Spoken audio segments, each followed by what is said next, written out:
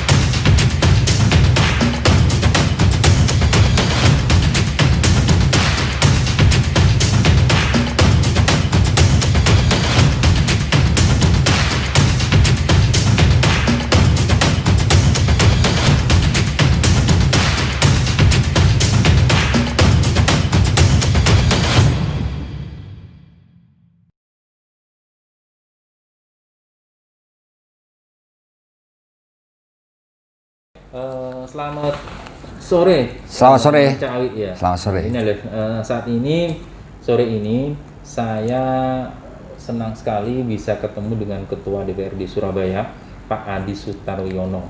Kita akan berbicara, Cak Awi, ngobrol terkait dengan ubah perilaku atau cara cerdas Surabaya ini apa sih, sehingga ubah laku di era pandemi ini masyarakat Surabaya makin terus membaik. Bahkan terakhir dari 95 kelurahan itu ada 0 kasus di Surabaya.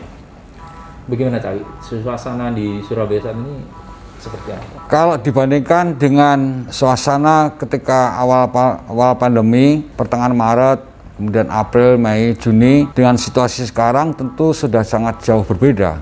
Dan kontrasnya kelihatan sekali. Kalau awal-awal diperlihatkan Surabaya itu hitam pekat, merahnya merah darah. Kemudian sekarang sudah berangsur-angsur sejumlah daerah itu dinyatakan sudah zona hijau. Ada 90-an lebih kelurahan yang 0% oleh penularan COVID-19. Surabaya secara keseluruhan juga dinyatakan sebagai kota yang berisiko rendah. Ini berkat perjuangan kita semua, perjuangan Surabaya, perjuangan seluruh aparatur pemerintahan yang dipimpin oleh Bu Wali Kota, Bu Risma, yang sangat gigih membela Surabaya, memperjuangkan Surabaya, dan sangat gigih untuk membela kepentingan masyarakat Surabaya. Sebagai Ketua Dewan, bentuk dukungan itu sejauh mana? Secara keseluruhan penanganan pandemi itu ada preventif dan ada kuratif. Ya. Jadi preventif itu adalah bagaimana mencegah masyarakat itu untuk tidak terpapar COVID-19.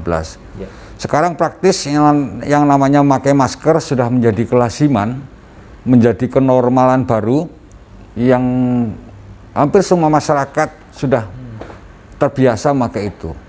Kemudian mencuci tangan dengan sabun atau hand sanitizer. Kemudian yang ketiga adalah menjaga jarak.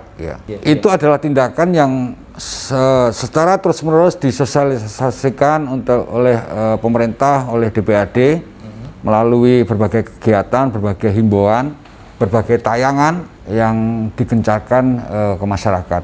Kemudian pada sisi penanggulangan kesehatan, menurut saya pemerintah Kota Surabaya cukup berhasil, bahkan sangat berhasil, karena bisa melakukan testing dan sekaligus tracing terhadap para penderita yang terpapar COVID-19, terhadap masyarakat yang terpapar COVID-19.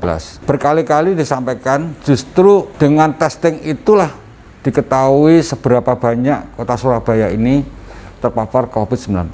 Dan ini memang menjadi risiko daerah-daerah yang melakukan testing secara masif. Kalau seumpama ingin mencari aman, ya tidak usah dilakukan testing, sehingga angka COVID-nya menjadi sangat rendah. Tapi dengan digencarkan melakukan testing itu menjadi semakin terkuat sebenarnya. Dan perkembangan terakhir di hampir setiap puskesmas sekarang menangani swab. Jadi tidak harus selalu di rumah sakit utama. Surabaya juga sudah mempunyai lab Labkesda dan yang menangani tes swab dari masyarakat Surabaya maupun dari masyarakat luar Surabaya. Pertama, saya melihat bahwa regulasinya sejak masa pandemi COVID-19, pemerintah pusat memberikan otoritas yang penuh kepada seluruh kepala daerah untuk melakukan refocusing anggaran tanpa melalui persetujuan DPRD. Tapi kawan-kawan sekalian di DPRD Kota Surabaya tetap cerewet, tetap menjalankan tugas fungsinya untuk mengontrol pemerintahan itu. Tidak jarang kami dan seluruh kawan-kawan yang di DPRD Surabaya turun ke lapangan dan nemui fakta-fakta yang tidak sinkron gitu loh. Misalkan pemberian bantuan BLT, pemberian bantuan sembako dan sebagainya. Itu yang kami menjadi feedback ke pemerintah Kota Surabaya.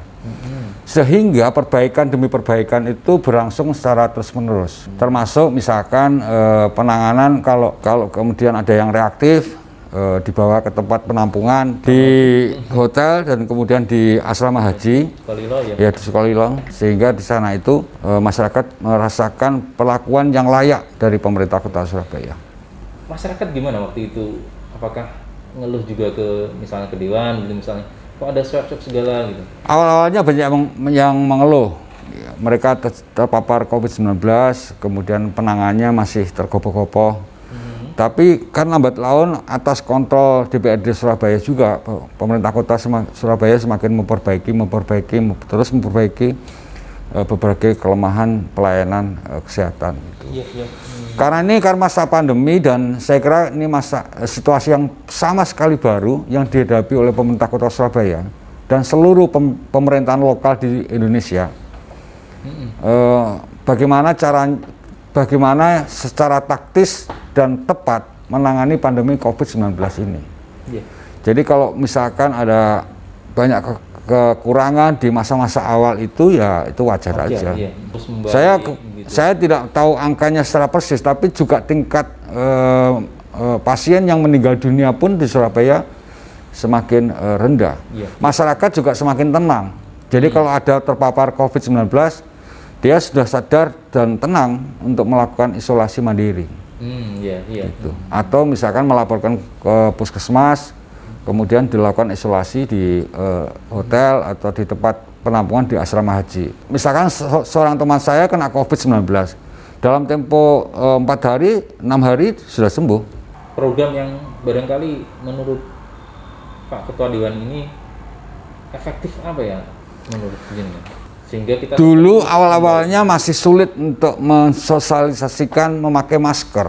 Bahkan Ibu Wali Kota Surabaya, Bu Risma, berkali-kali turun ke lapangan, melakukan razia, melakukan sidak, dan menghimbau masyarakatnya untuk memakai masker, tidak berkumpul berkerumun di malam hari, dan itu pun Bu Risma melakukan itu, merazia warung-warung kopi, gitu ya, tempat cangkruan anak muda, dan beliau misalkan mengajarkan kepada semua agar memakai masker. Kalau nggak bawa masker, dikasih masker. Gitu. Dan itu dilakukan terus-menerus. Seluruh aparatur pemerintahan juga melakukan itu. Aparatur keamanan, aparatur kepolisian juga melakukan hal yang sama. Nah, di sini kunci dari keberhasilan Surabaya ini adalah keserentaan penanganan itu dari semua masyarakat. Pembentukan Kampung Tangguh itu juga ikut menginisiasi kesadaran masyarakat, sehingga terjadi pengamanan secara natural di kampung-kampungnya masing-masing gitu. Kalau ada yang nggak pakai masker, ya otomatis ditegur gitu. Kalau ada yang bergerombol, ya otomatis diatur sedemikian rupa. Sehingga terjadi jaga jarak antara satu sama lain. Pak Adi ya, turun ke bawah misalnya begitu. Iya. Untuk Iya pernah.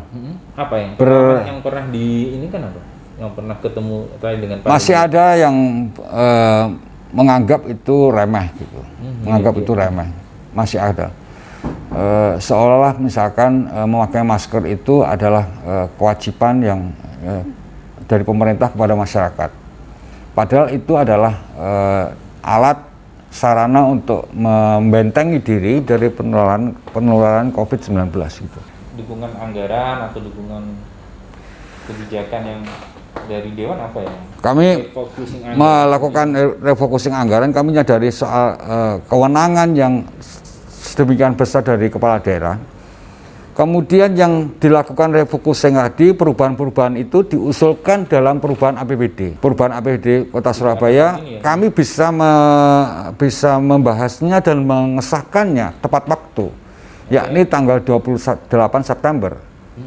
Sebelum batas waktunya akhir September itu berlalu. Gitu. Di PHK sudah tuntas Sudah tuntas. Oke.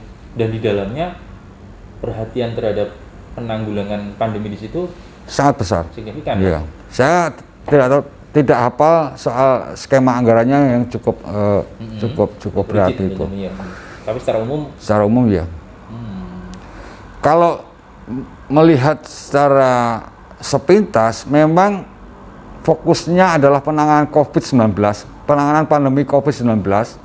Kemudian yang kedua adalah pemulihan ekonomi. Ya. Jadi dua hal ini berusaha untuk dijalankan secara bersamaan. Berbeda di masa awal pandemi, yang paling utama adalah menangani soal pandemi. Di awal-awal pandemi, ekonomi dibiarkan terseok.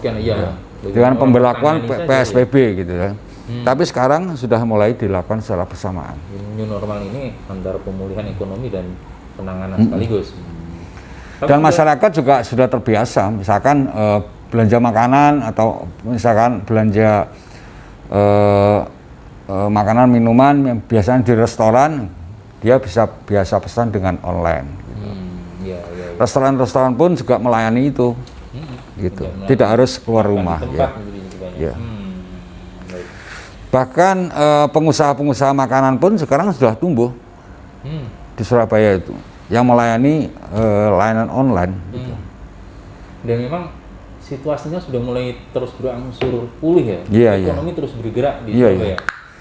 Menurut saya sih sampai sekitar akan terus semakin bertambah kawasan-kawasan yang dinyatakan zona hijau. Itu maknanya adalah maknanya kita semua, pemerintah, masyarakat, seluruh elemen keamanan, kepolisian itu berhasil melewati masa krisis pandemi COVID-19. Ini sekedar flashback ya.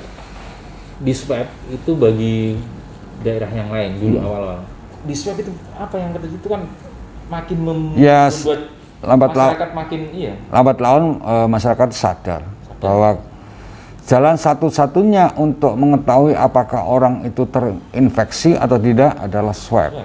Dan pemerintah sekarang semakin ramah lagi. Kalau dulu kan misalkan ada perdebatan beli mobil PCR atau enggak gitu ya. Sampai mobil PCR pun jadi rebutan gitu ya. Tapi sekarang di Surabaya sudah punya fasilitas. Puskesmas sudah bisa melayani tes swab. Oke, terakhir kami di DPRD Surabaya kemarin juga melakukan tes swab. Iya. Untuk mengecek apakah semua anggota DPRD dan semua pekerja PNS, pegawai PNS dan kemudian pekerja kontrak itu ada yang terpapar dari COVID-19. Ya? Semua. Dan kami bisa melakukan dengan tenang. Wah, betul. Padahal kita ada berapa? 50 anggota Dewan, anggota DPRD? Ada sekitar ya hampir 500-an lah. Ada teman, ada yang terpapar COVID-19 dan sekarang sudah semakin membaik. Dewan menghendaki apa ya di new normal saat ini? Pertama, saya mengharapkan pemerintah semakin intensif lagi, kerja keras untuk menangani pandemi COVID-19. Jangan kasih kendor, kita terus tekan terus, dan semakin memperluas zona hijau di Surabaya. Dan pemulihan ekonomi juga menjadi salah satu faktor penting dari kota Surabaya ini. Karena bagaimanapun kehidupan kota Surabaya ini sebagian besar adalah dari jasa dan perdagangan gitu ya. Ini kalau ini sampai lumpuh, kita sudah melewati masa-masa di mana pandemi COVID itu pertama-tama menyergap Surabaya dan kita semua terkaget gitu ya. Kemudian saya berharap situasi ini bisa ditangani dengan lebih tenang lagi oleh masyarakat Surabaya. Kalau ada yang terpapar COVID, langsung dilakukan tes swab ke puskesmas terdekat. Kalau seandainya misalkan saya dinyatakan positif, bisa langsung melakukan isolasi mandiri. Ya, terima kasih dan selamat ulang tahun untuk Harian Surya dan terima kasih. Terima kasih. Yuk.